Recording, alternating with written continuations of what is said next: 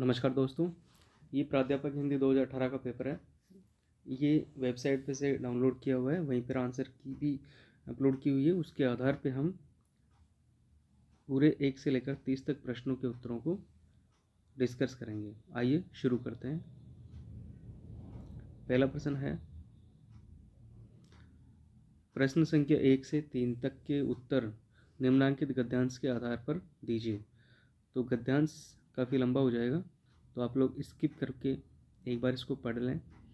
हम डायरेक्ट प्रश्नों पे जाते हैं और प्रश्नों को पढ़ के उनके उत्तर हम समझने की कोशिश करते हैं। पहला प्रश्न है, भारत की जनसंख्या के स्वरूप में लंबे इतिहास में बहुत बड़ा परिवर्तन नहीं आया। इसका एक बड़ा कारण है, इसमें 4 ऑप्शन दिए गए हैं। ऑप्शन 1 उत्तर होगा, या 2 या 3 या 4। तो यहाँ इसका आंसर की के अनुसार उत्तर हो जाएगा ऑप्शन नंबर 1। भौगोलिक कारणों से बड़ी संख्या में भारत पहुंचना आसान न था। दूसरा प्रश्न है, उपयुक्त गद्यांश के अनुसार निम्न में से कौन सा कथन असत्य है। ऑप्शन 1 सही है, या 2 या 3 या 4। सही उत्तर हो जाएगा ऑप्शन नंबर 2। भारत की परिसीमा लोगों को यहाँ आने के लिए आमंत्रित करती है। अगला प्रश्न है, उपयुक्त गद्यांश में इनमें से किस बिंदु पर चर्चा नहीं हुई। तो किस बिंदु पर चर्चा नहीं हुई पूछा गया है। ऑप्शन 1, ऑप्शन 2, ऑप्शन 3 या ऑप्शन 4। तो इसका सही उत्तर हो जाएगा ऑप्शन नंबर 3। आर्थिक विकास पर इस गद्यांश के अंदर चर्चा नहीं हुई। अगला प्रश्न है, निर्देश है, प्रश्न संख्या 4 से 6 के उत्तर निम्नांकित पद्यावतरण के आधार पर दीजिए। पद्य हमें पढ़ना होगा, उस पद के आधार पर हमें जो नीचे 4 से 6 तक प्रश्न उसके उत्तर बताने हैं। तो आइए डायरेक्ट प्रश्नों पर चलते हैं।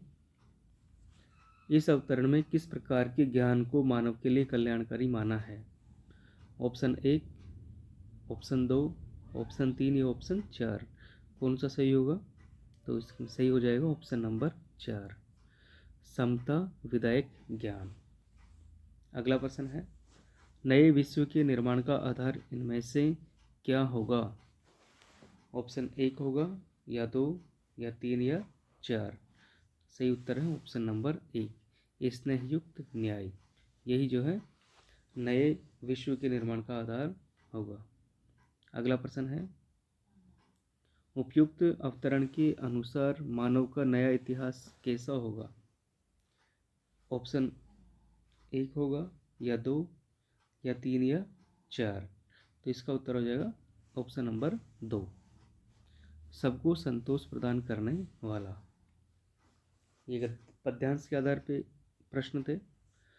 7वां नंबर का क्वेश्चन है, राजपत्र में प्रकाशित होने वाला पत्र इनमें से कौन सा है।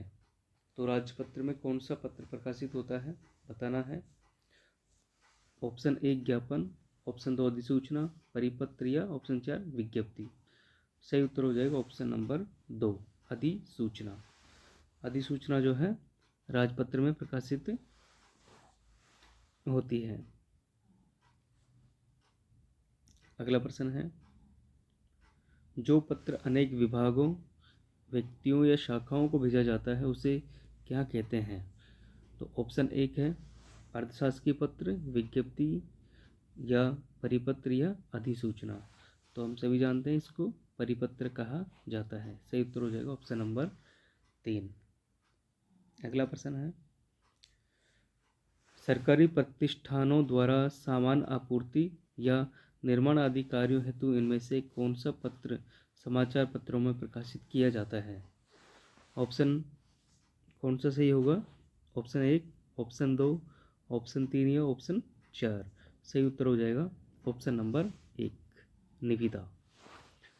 कोई भी सरकारी संस्थान होते हैं वो उनको चाहे कोई सामान चाहिए या कोई निर्माण कार्य करवाना हो, उसके लिए वो समाचार पत्रों में निविदा निकालते हैं। तो ये इसका सही उत्तर हो जाएगा। हिंदी शब्दकोश में इनमें से कौन सा शब्द सबसे पहले आएगा। ऑप्शन 1 या ऑप्शन 2 या ऑप्शन 3 या ऑप्शन 4। तो ऐसे प्रश्नों को हल करने के लिए हमें सबसे पहले जो वर्ण है, शब्द दिए गए उनमें जो वर्ण है वो देखना है कि सबसे पहले क्रम से जो है कौन सा आएगा, वही जो आएगा वही हमारे शब्दकोश में भी पहला अक्षर हो जाएगा।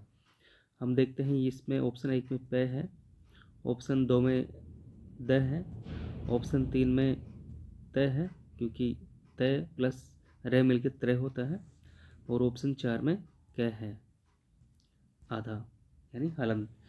क और श षटकोण वाला जो मिलता है तो ये क्षय हो जाता है। तो हम देख सकते हैं कि पहले कौन सा आएगा, तो पहले क वाला आएगा क्योंकि क वर्ण से ही हिंदी जो व्यंजन है वो शुरू होते हैं। तो इसमें उत्तर हो जाएगा ऑप्शन नंबर 4। अगला प्रश्न है,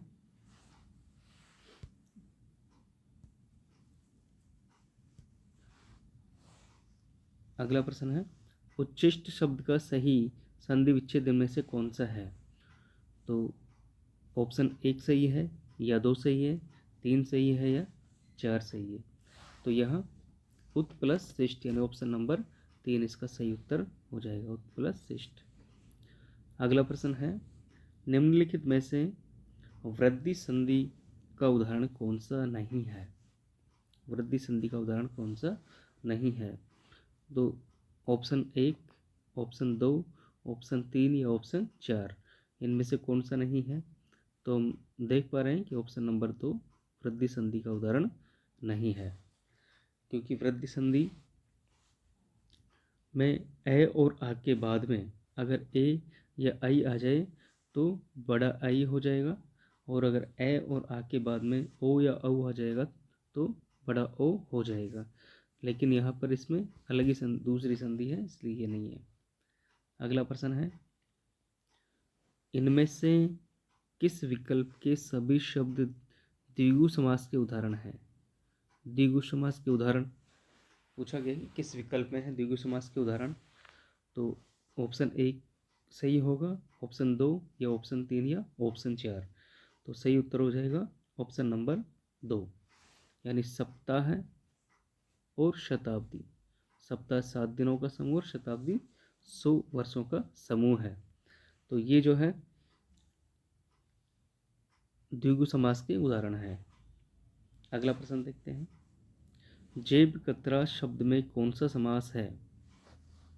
ऑप्शन 1 सही है या 2 सही है, ऑप्शन 3 या ऑप्शन 4। तो इस प्रश्न का सही उत्तर हो जाएगा ऑप्शन नंबर 4 कर्म तत्पुरुष, जेब को काटने वाला, कतरने वाला, काटने वाला। अगला प्रश्न है निम्नलिखित में से किस विकल्प के सभी शब्दों में अनु उपसर्ग नहीं है। अनु उपसर्ग नहीं है। तो ऑप्शन 1 उत्तर होगा या ऑप्शन 2, ऑप्शन 3 या ऑप्शन 4। तो सही उत्तर हो जाएगा ऑप्शन नंबर 1 अनुदात और अनुर्वर, इनमें अनुपसर्ग नहीं है। अगला प्रश्न है निम्नलिखित में से किस शब्द में कृत प्रत्यय नहीं है। कृत प्रत्यय क्या होता है।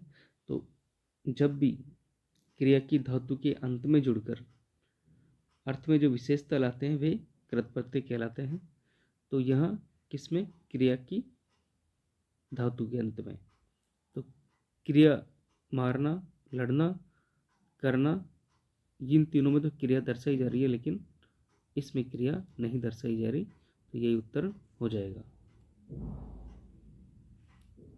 अगला प्रश्न है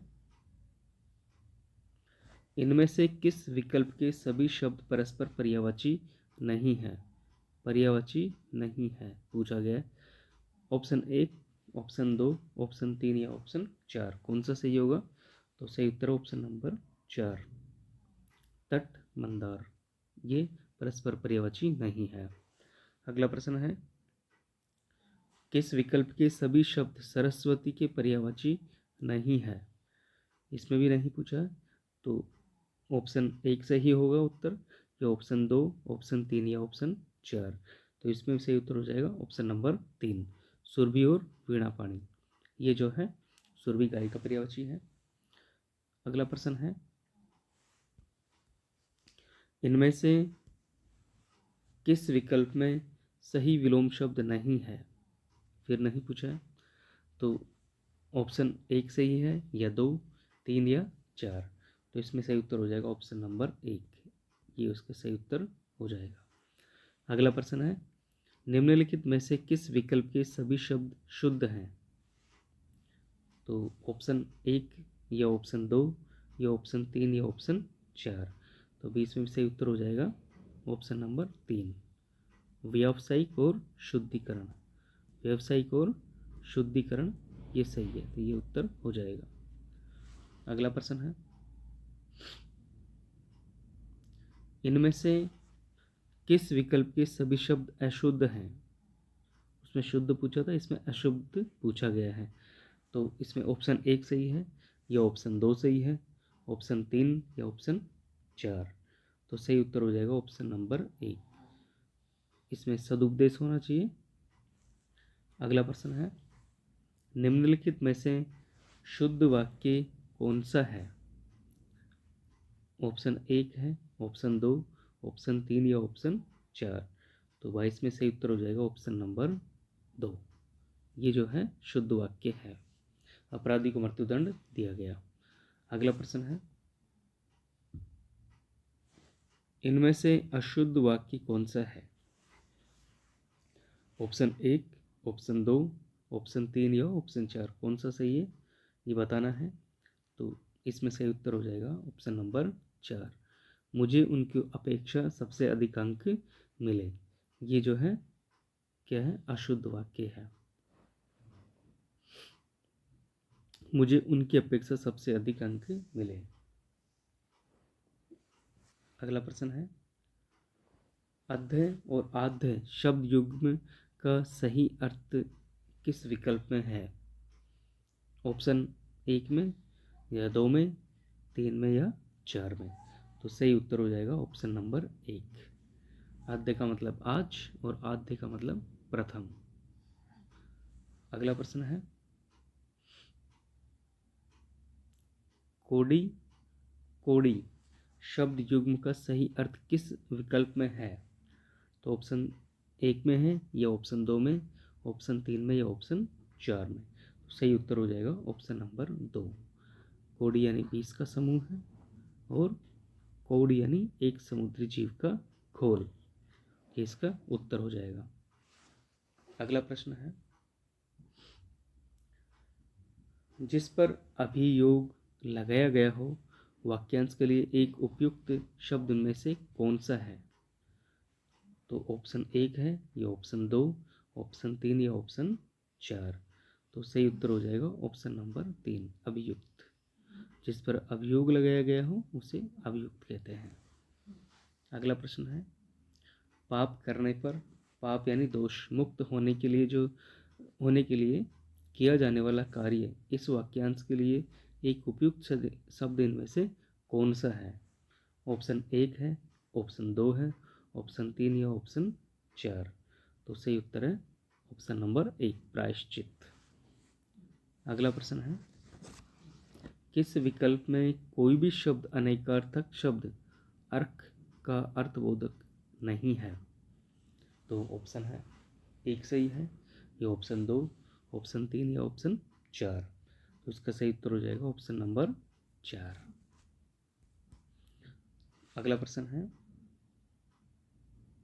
इनमें से कौन सा कथन सही नहीं है? ऑप्शन 1, ऑप्शन 2, ऑप्शन 3 या ऑप्शन 4। तो इसका सही उत्तर हो जाएगा ऑप्शन नंबर 2, प्रथम 4 ककार के उत्तर समाचार के निचले भाग में दिए जाते हैं। ये निचले भाग में नहीं दिए जाते, सबसे ऊपर भाग में दिए जाते हैं। जो 6 ककार होते हैं, 6 ककारों में इंट्रो,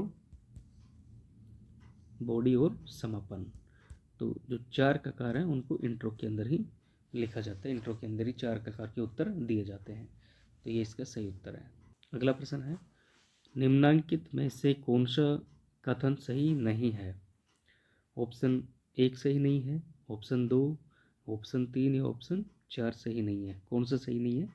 तो इसका सही उत्तर है ऑप्शन नंबर 4, इसमें कथा तत्व नहीं होना चाहिए। ये शब्द जो है रिपोर्टाज के संबंध में गलत है, तो यही इसका उत्तर हो जाएगा। तो हमने 1 से लेकर 30 तक के प्रश्नों के उत्तर आरपीएससी के फाइनल आंसर की के अनुसार यहाँ बताए हैं। वीडियो आपको अच्छा लगे तो लाइक करें, चैनल को सब्सक्राइब करें। वीडियो आपने अंत तक देखा इसके लिए आपको बहुत बहुत धन्यवाद।